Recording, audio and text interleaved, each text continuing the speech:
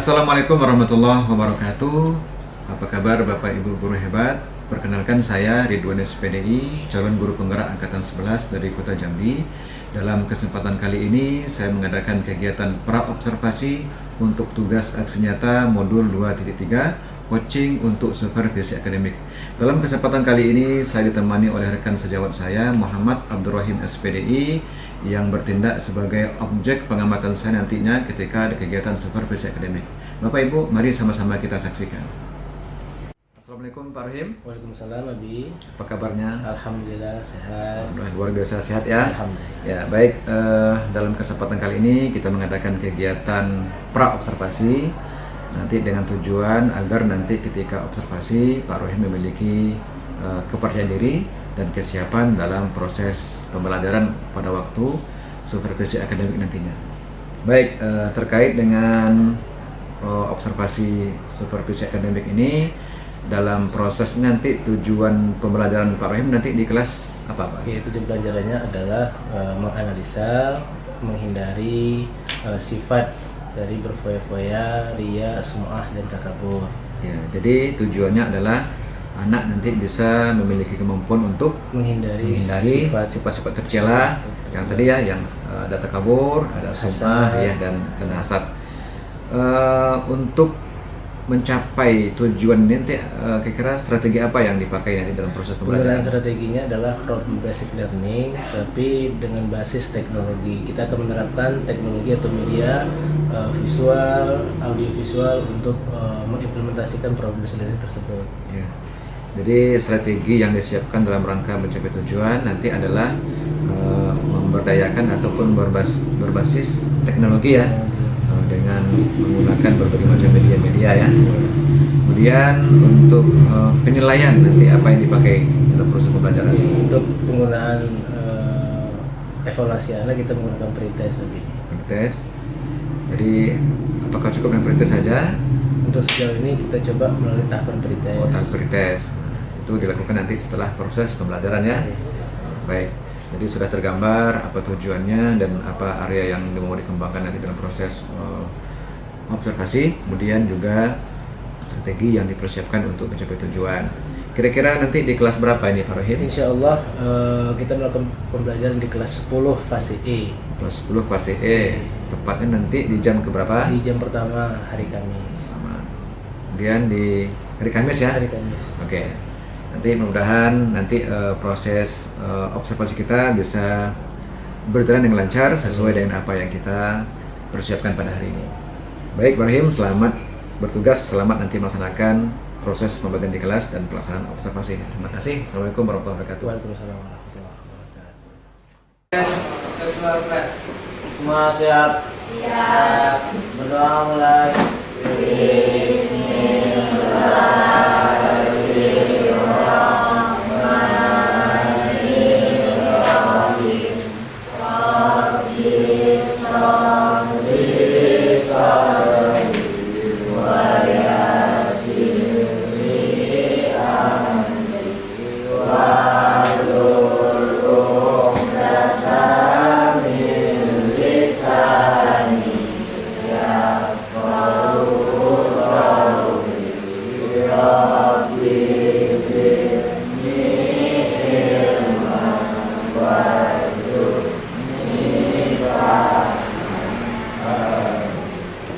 Salam. Assalamualaikum warahmatullahi wabarakatuh. Waalaikumsalam warahmatullahi wabarakatuh. Apa kabar pagi ini anak-anak? Alhamdulillah baik. Kalau ditanya apa kabarnya hari ini, kalian jawab alhamdulillah luar biasa, Allah luar biasa. Ya, apa kabarnya hari Anda? Alhamdulillah luar biasa, Allahu Akbar. Mudah-mudahan setiap aktivitas kita lakukan, salah satunya belajar tetap mengharapkan ridho dari Allah. Oke. Anda hari ini yang tidak masuk siapa? Masuk semua ya.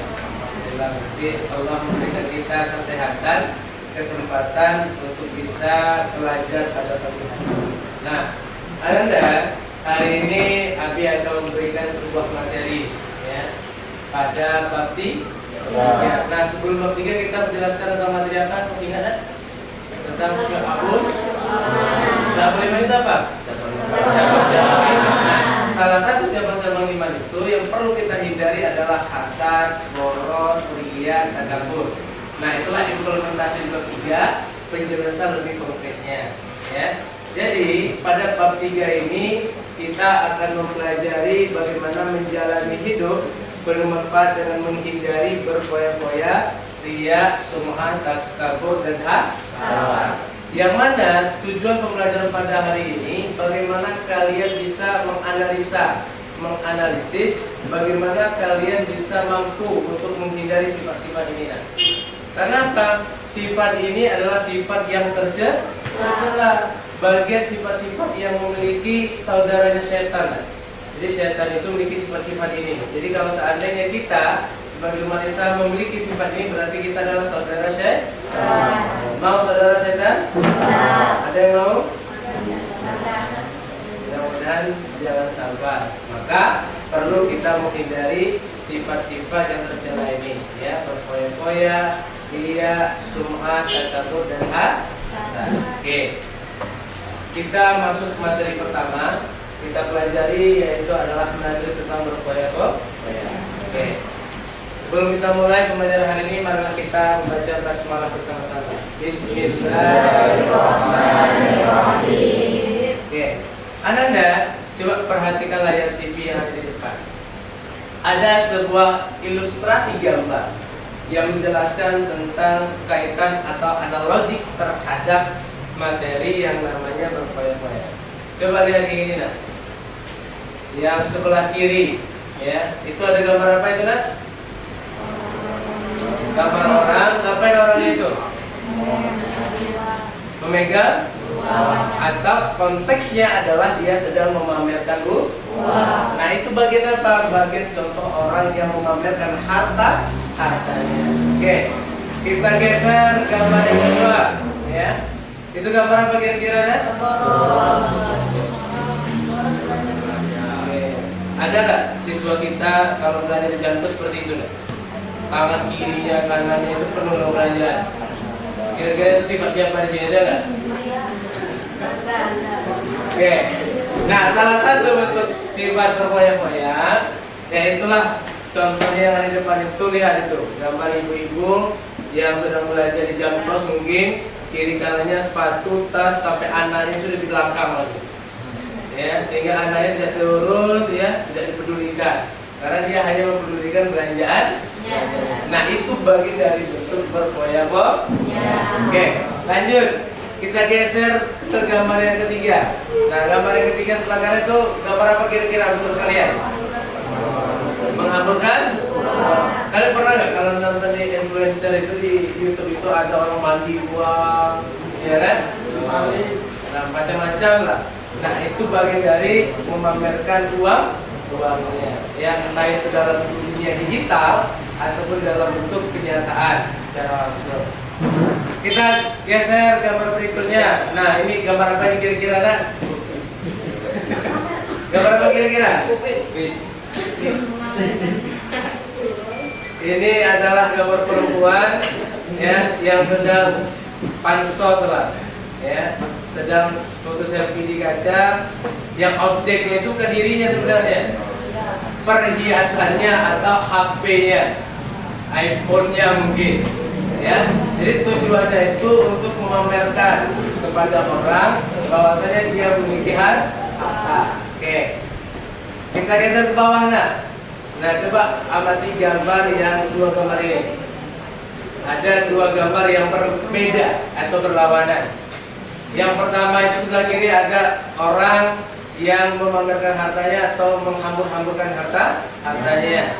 Di sebelah kanannya ada orang yang mana dia sedang tidur, yang kelihatannya rumahnya itu adalah gubuk, ya, atau seterusnya. Abi minta coba satu orang, bisa tidak kalian menganalisa maksud dari gambar yang di bawah ini?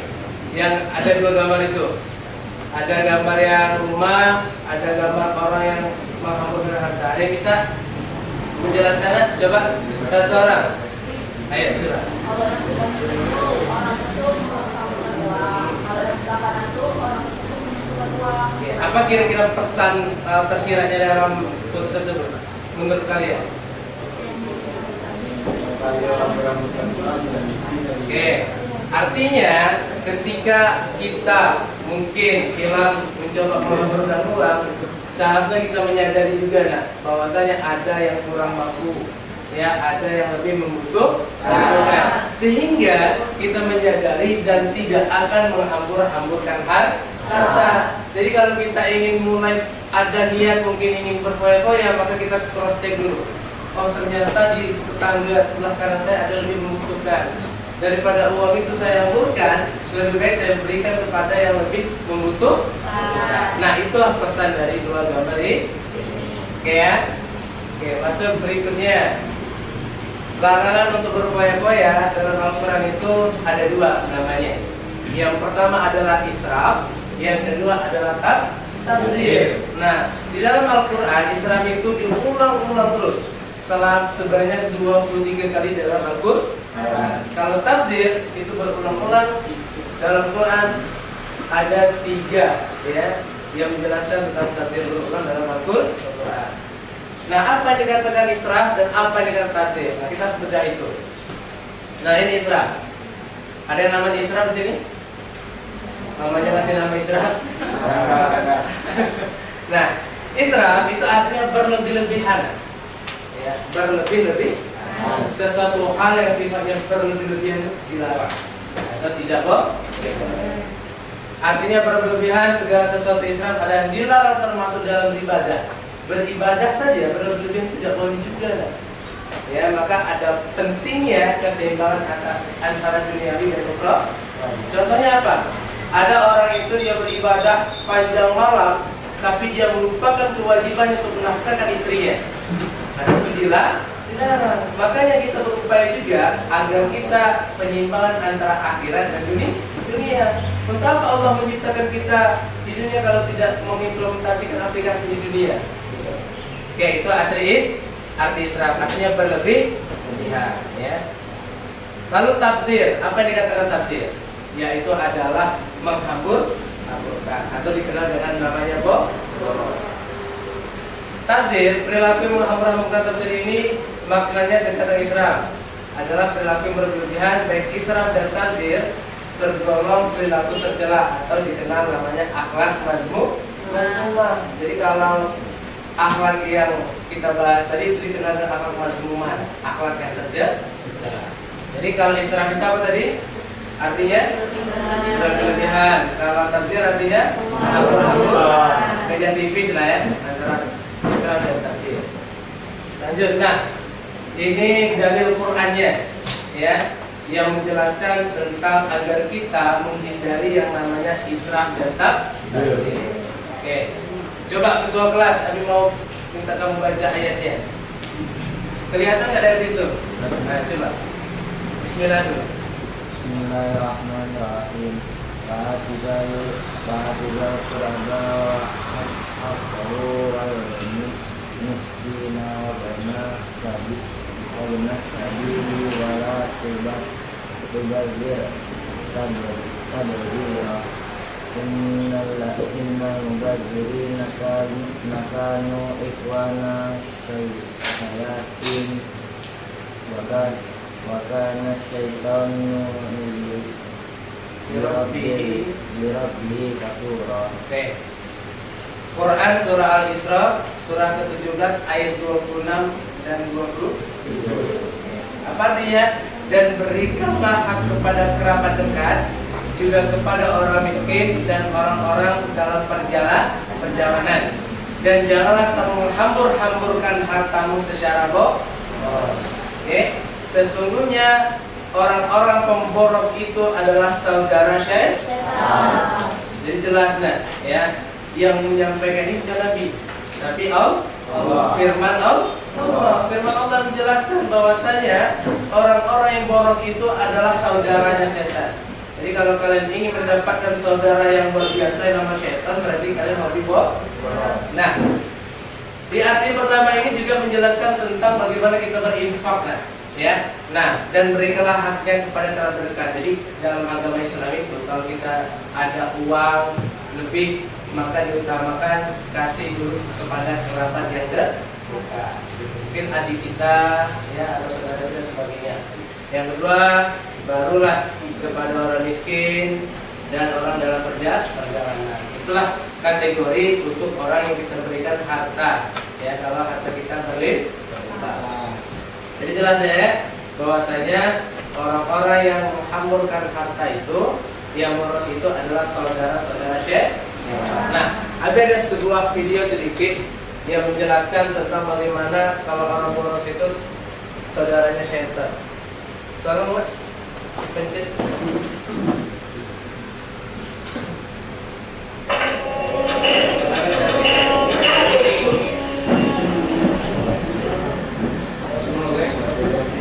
Pak, belikan HP baru dong. Nanti kamu kan masih bagus. Iya sih Pak, tapi aku ingin terima yang terbaru biar nggak ketinggalan tren. Ada, paling juga modelnya aja yang baru. Udah pakai yang ada aja.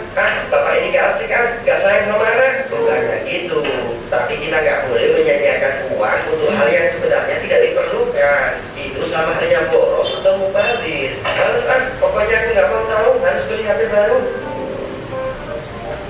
Wih, dapat juga HP baru. Selamat tinggal HP lama. Semoga kamu tenang di alam sana. Cie, HP baru nih bro. Nih baru aja mau unboxing. Gak usah kaget gitu. Kayak lihat hantu aja. Kita kan temenan. Kami gak mau temenan sama kamu. Langit, bisakah kamu turunkan petir? Sungguh matangnya sih. Mereka suka mengikuti sifatku, tapi tidak pernah menganggapku. Maksudnya, maaf, jadi curhat. Intinya siapapun yang memiliki sifat boros atau suka kemubadiran, maka otomatis dia jadi temanku. Kok bisa? Ya bisa dong. Kan sudah jelas ayatnya. Coba kamu baca surat Al-Isra ayat 27. Sesungguhnya orang-orang yang pemboros itu adalah saudara setan, dan setan itu sangat tingkat kepada Tuhannya. Jadi kamu ini setan yang dimaksud itu.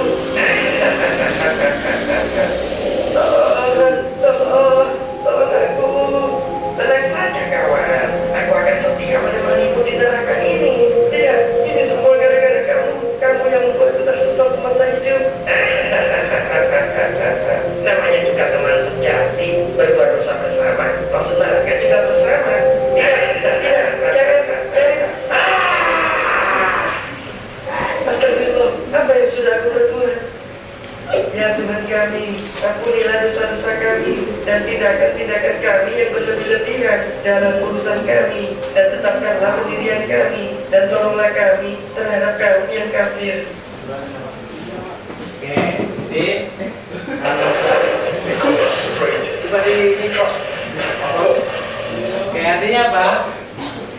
Kalau kita hobi dengan yang namanya berfoya-foya, contoh kalau dalam film tadi, kita ambil pelajaran lah. Dia punya HP Oppo, karena tren hari ini iPhone 16, 15 atau 16 paling tinggi, 16 ya. Dia lihat teman-temannya sudah memiliki iPhone, sehingga dia mencoba minta ke orang tuanya tidak kasih. Sampai apa tadi? Mengumpat kepada orang tua, ya.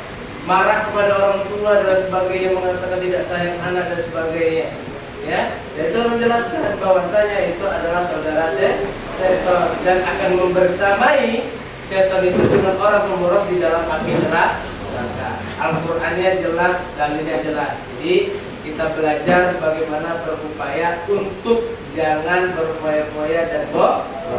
Oke, kita lanjut pada materi yang tadi. Oke, ya. Jadi dalilnya kalau ditanya apa dalam Quran tentang Isra dan Ta'zir, jawabannya apa dah? Quran? Isra. Paham ya? Lanjutkan. Nah, larangan Isra.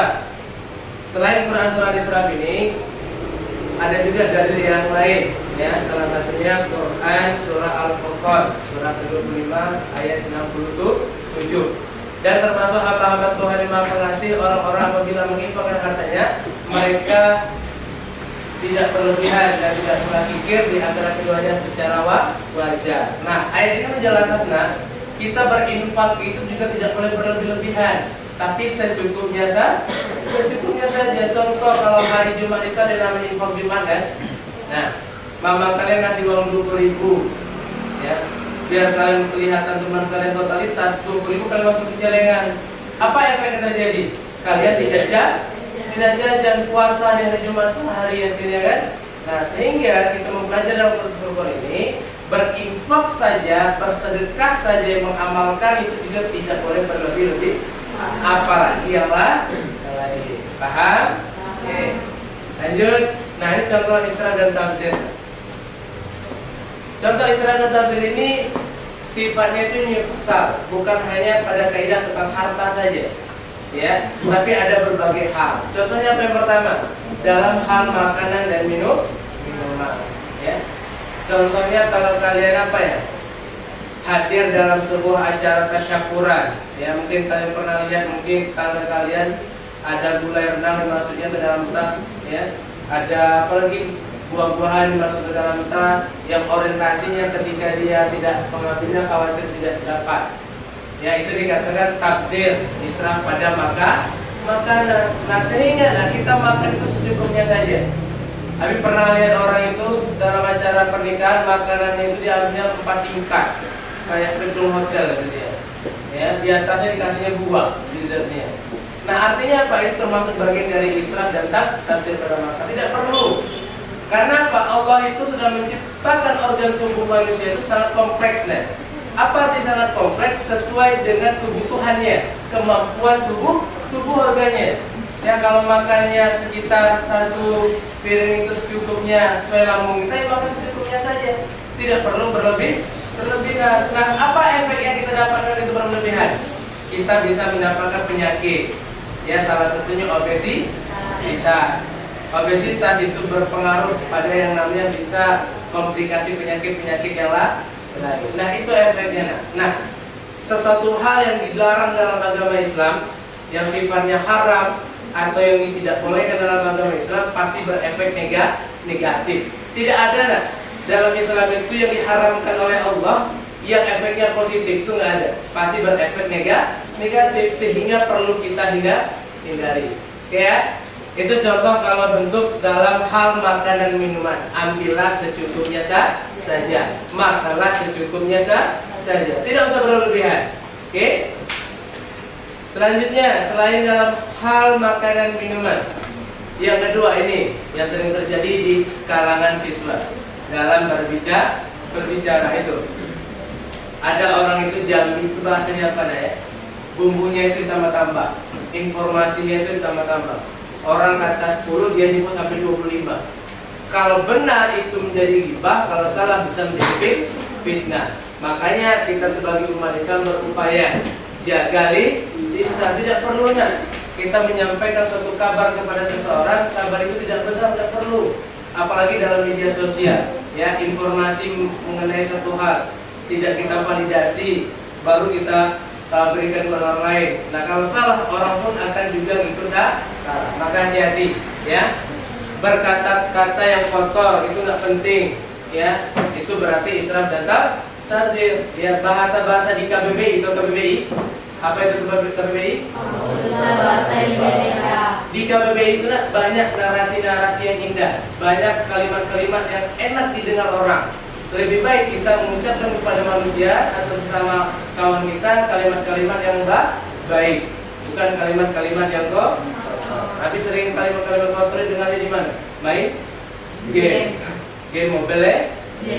Coba kalau seandainya mobile legend itu diganti kalimatnya, yang kalimat kotor itu diganti dengan astagfirullah, alhamdulillah, Allahu akbar. Berapa banyak pahala yang kalian dapat kira-kira? Ya, dan juga mengajak orang lain mengucapkan kalimat-kalimat yang baik. Nah, salah satunya Isra dan Tabzir, bagaimana kita menjaga bicara, menjaga lisan. Lanjut, yang ketiga. Apa yang ketiga itu, Nak?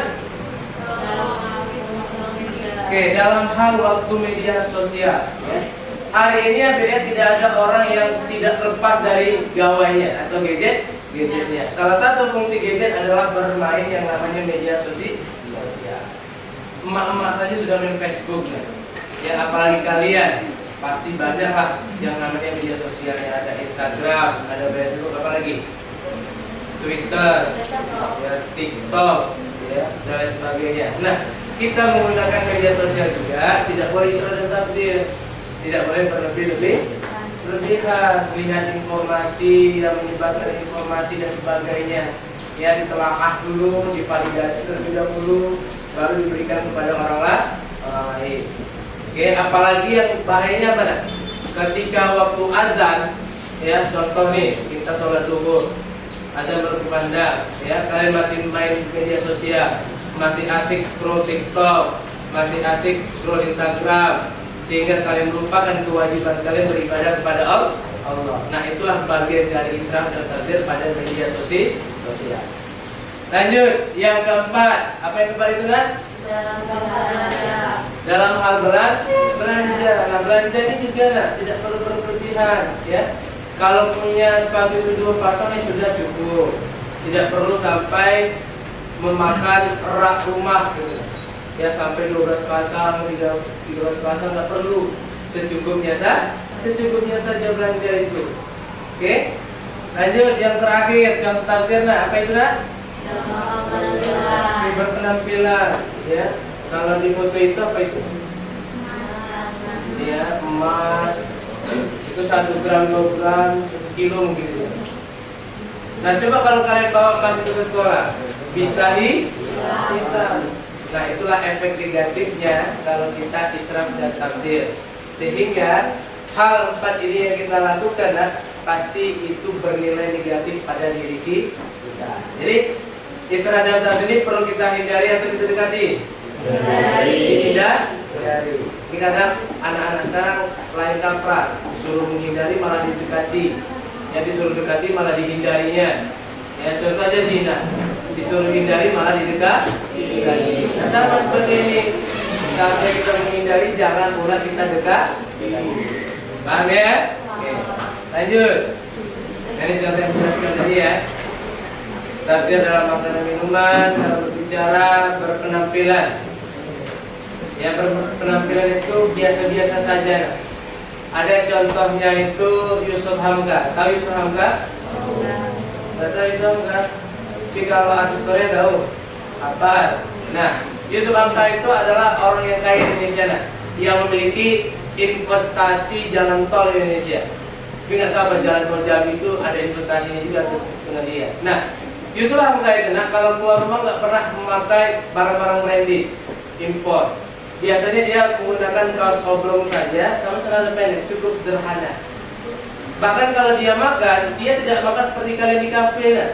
Dia cari warteg yang harga makannya hanya 10.000 sampai 15. Karena apa? Dia tahu bahwasanya kalau dia menggunakan harta dia punya itu, dia pamerkan itu bisa kaidah kepada israf dan tabdzir. Sedangkan dia itu secara sadar bisa saja dia mampu melakukan tersebut, tapi dia tidak melakukan karena dia tahu bahwasanya kalau dia melakukan berarti dapatlah yang namanya saudara syaitan. Paham? Itu contoh kalau di Indonesia. Ya. Apa dampaknya ini?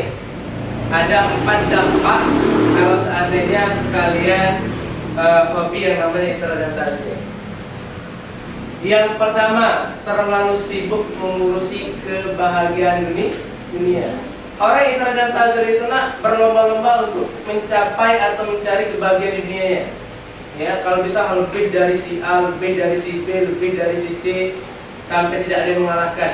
Sehingga dia merupakan kewajibannya dia beribadah. Nah, itu banyak contoh-contohnya. Yang kedua, menimbulkan apa? Nah, sifat iri dan dengki. Ya, dia tidak suka dengan orang lain kalau orang itu lebih daripada kita.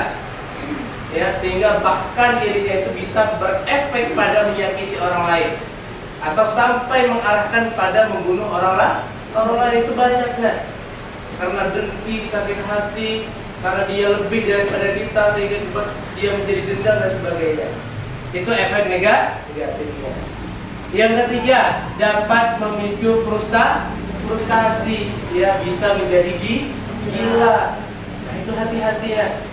Efek yang berbahaya salah satunya adalah bisa menyebabkan atau memicu dia frustasi menjadi gila dan menjadi tawanan di rumah sakit jiwa. Ya, jadi upayakan kita tinggalkan yang namanya perilaku isra'il. Yang berikutnya yang keempat, berpotensi menimbulkan yang namanya sifat kikir. Kikir itu apa artinya? Pelit. Ya, orang-orang yang berperilaku isra'il tabzir itu biasanya pelit. Dia tidak mau memberikan kepada orang lain. Ya, dia tidak suka kepada orang lain, sehingga menimbulkan sifat pelit atau kikir. Nah, inilah bagian dari dampak negatifnya. Lalu ketika kita sudah mengetahui apa saja dampak negatifnya, ada solusinya. Nah, bagaimana cara kita agar menghindari sifat isra dan tabzir ini? Nah, di sini ada 6 ya solusi bagaimana kita bisa menghindari sifat isra dan tabzir. Oke, coba lihat ini ada 6. Coba Fardiansyah baca yang pertama itu Fardiansyah. Cara menghindari sifat isra dan tabzir. 1 apa? Membelanjakan harta sesuai dengan skala prioritas kebutuhan. Oke, membelanjakan harta sesuai skala prioritas. Kalau belum butuh jangan dibeli. Ngapain kita beli banyak-banyak? Kalau punya HP Oppo lah, kayak yang ada di video tadi, ya sudah cukup saja. Kalau rusak baru diganti. Jadi nggak perlu kita membeli harta atau belanja yang sifatnya di luar dari kebutuhan prioritas. Ya, jadi bisa kalian manajemen prioritas kebutuhan kita. Yang kedua, membiasakan bersedekah dan membantu orang lain. Nah, cara yang kedua ini sangat baik juga. Membiasakan kita hidup bersedekah, membantu orang lain, ya. Yang ketiga, apa yang ketiga? Bergaya hidup sederhana. Cukuplah, tidak perlu kita tampil yang mentereng dengan orang lain. Cukup gaya hidup sederhana. Kenapa? Marwah kalian tidak akan jatuh kalau kalian hidup sederhana. Marwah kalian tidak akan jatuh kalau bergayanya biasa-biasa saja. Biasa-biasa saja bukan berarti kalian menggunakan baju koyak-koyak, bukan. Ya, cukup bisa digunakan saja. Lanjut, yang keempat, apa yang keempat? Selalu bersyukur, ya. Barang siapa yang tidak bersyukur kepada nikmat Allah, azab itu sangat pedih. Hati-hati. Kalau mama ngasih 10.000 hari Kamis, terima. Jangan pula kita ngelutuk marah dengan mama kok cuma 10.000, giliran apa dikasih 50, itu tidak boleh. Lanjut, apalagi yang ke berikutnya? Bertindak selektif dan terencana. Ya, selektif itu tersistematis, apa saja kebutuhan yang kita inginkan. Terakhir, rendah hati atau tawadu, yang rendah diri, tidak perlu kita tinggi hati terhadap manusia. Oke, jadi ini adalah cara-cara menghindari sifat dari israf dan tabzir. Oke, kira-kira ada yang bertanya mengenai materi ini? Cukup? Jadi jelas ya mengenai israf. Tadi israf tadi artinya apa? Oke, tabzir tadi? Oke, contoh dari tabzir apa saja? 1. Makanan dan minuman. 2. 3. 4. 5. Oke, apa saja efek negatifnya kalau kita israf dan tabzir? 1. Oke, menimbulkan sifat kikir. 2, apa lagi? Ya, iri dan dengki. 3, oke, bisa frustasi. Inilah cara-caranya agar kita bisa terhindar dari isra. Apa dalil Quran yang menjelaskan isra tabzir? 1. Quran surah Al-Isra. Yang kedua, Quran surah Al-Furqan. Jadi 2 surah ini yang mendasari kita agar kita bisa menghindari sifat yang namanya isra dan tabzir. Oke, jadi inilah materi hari ini. Salah satunya akhlak mazmumah yang perlu kita hindari adalah isra dan tabzir. Jadi ketika kita sudah mempelajari ini, Abi berharap praktek di lapangan itu harus sesuai dengan teori. Kenapa? Kalau hanya guru menjelaskan secara teori, tapi prakteknya berbeda seperti teori, itu percuma. Maka implementasikan halnya ini di luar, dipraktekkan sesuai dengan kaidah-kaidah khazanah pengetahuan. Jangan pula tidak dilakukan. Jadi selesai dari pembelajaran ini, berupayalah, ya, berikhtiarlah. Jangan coba-coba menghamburkan harta, ya, israf dan tabdzir. Nah, kalau era anak sekarang itu bahasanya itu apa ya? Hedonisme. Ya, jangan kalian mau dicap sebagai siswa yang hedon. Ya, ini manusia ini hedon nih. Hobi membelajarkan harta pada tidak tempatnya dan sebagainya. Paham? Oke. Jadi kalau kalian sudah mengerti, pembelajaran kita cukup hari ini saja, nak. Tetapi sebelum Abi tutup, Abi ada sedikit ice breaking untuk kalian. Ya. Nah, silakan kalian berdiri. Coba cari pasangannya masing-masing. Laki-laki dan perempuan saling berhadapan. Ayo, silakan berdiri. Ya, yang nggak dapat lihat dia aja cuma. Berdiri, berhadap-hadapan, cari pasangan masing-masing. Ayo, berdiri. Yang tidak ada pasangan duduk. Yang ada pasangan aja. Saling berhadapan. Ayo. Yang ada pasangan aja. Nah, saling berhadapan kedua-duanya. Coba dicari. Kalau nggak dapat berdiri duduk aja. Yang nggak dapat, yang ada pasangan berdiri semuanya. Nah, saling berhadapan, cepat. Berdiri. Ayo, Abi. Tiga. Ada pasangannya. Dari pasangannya masing-masing. Nah, ada sedikit eksperimen ya. Sebelum mengakhiri pembelajaran hari ini. Nah, perhatikan ke depan semuanya. Gamenya adalah panjang pendek. Nah, silakan tangan kalian yang sebelah kiri Abi, tangannya itu seperti ini. Sebelah kiri Abi. Nah, yang sebelah kanan Abi, tangannya seperti ini. Asalnya berhadapan kenanya itu. Oke. Jadi sebelah kiri Abi, tangannya seperti ini, dibuka lebar-lebar. Kalau sebelah kanan Abi ditutup rapat seperti ini. Nah, silakan majukan ke tengah. Nah, jadi cluenya sederhana. Kalau Abi bilang panjang, kalian lebarkan. Kalau Abi bilang pendek, kalian dekatkan. Tapi kalau Abi bilang tangkap, tepuk tangannya. Tangannya kawannya. Nah, yang kawan sebelah kanannya melarikan diri. Paham? Jangan sampai kena tepukannya. Bisa kita coba, nak? Oke, coba ya. Bebas, mau ke bawah, ke belakang, ke atas. Kita coba ya. Panjang, pendek,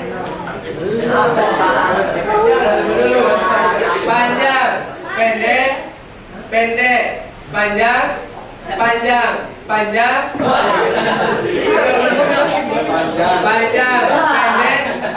pendek, panjang, tangkap.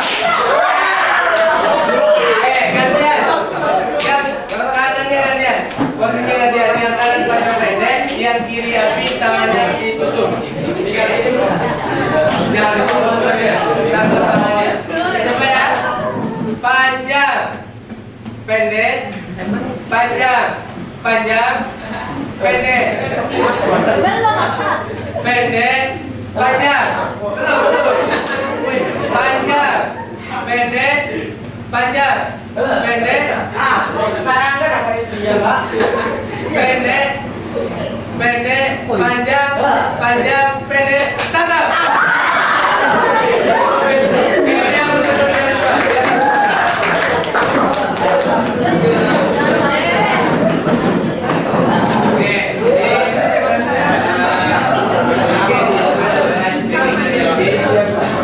Untuk melihat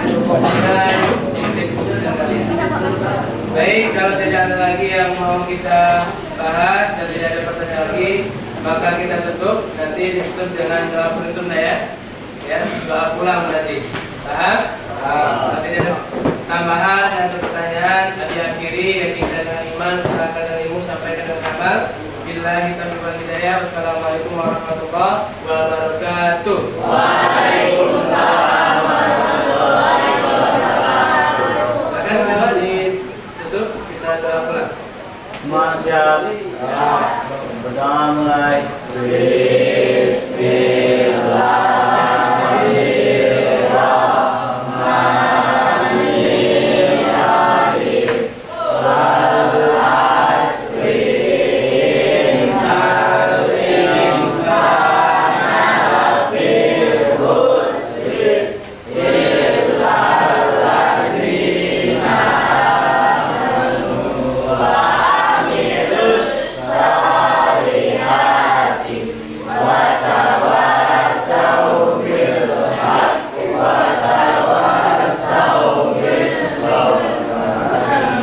Waalaikumsalam.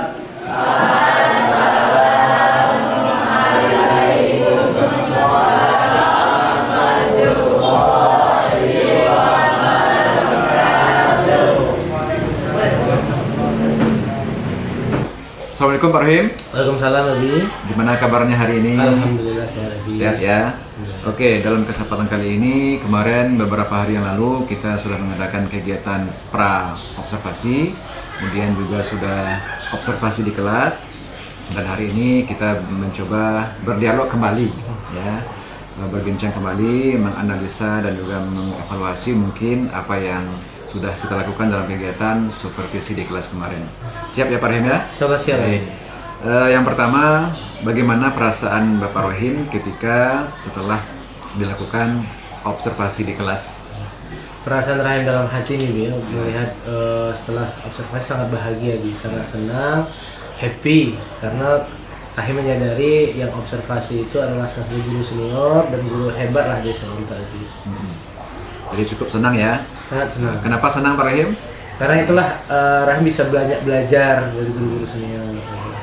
Jadi Pak Rohim ketika setelah dilakukan semacam observasi di kelas memiliki perasaan yang senang. Kenapa demikian? Karena ada nanti beberapa diskusi ya ataupun beberapa solusi terhadap persoalan-persoalan yang dihadapi nanti dalam proses pembelajaran. Kemudian ketika observasi kemarin dengan hadirnya seorang supervisi di kelas, bagaimana dampaknya Bapak Rohim dalam hal mengajar?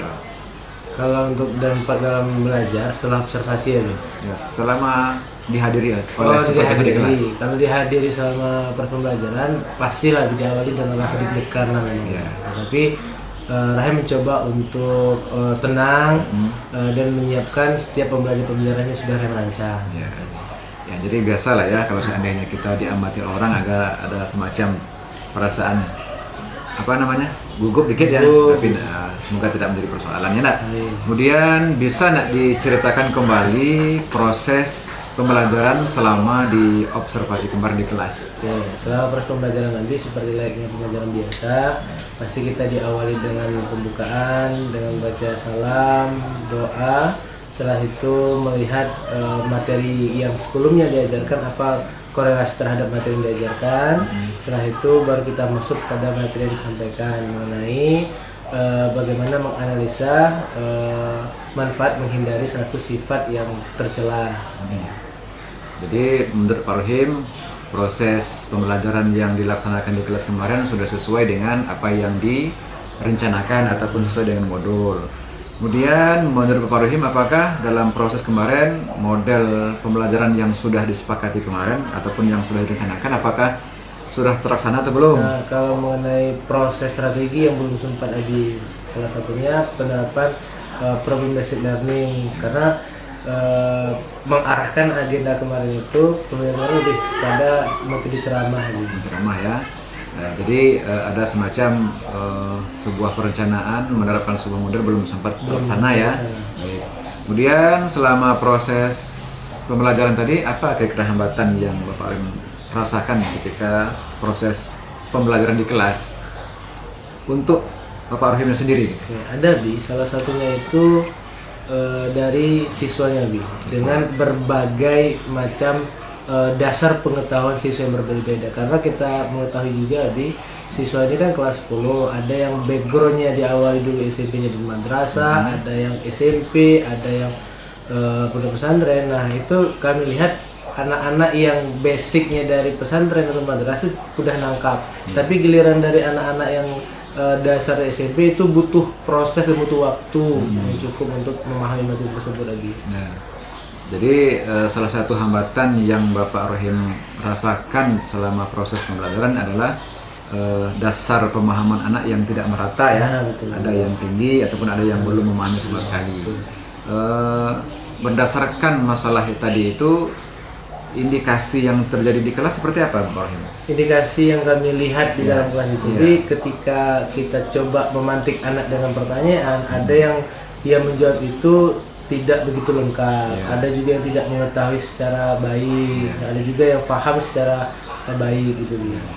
Jadi ketika diberikan semacam stimulus, berbagai tanggapan beliau kan mereka ya, ada yang tidak menanggapi, ada juga yang tidak tahu sama sekali.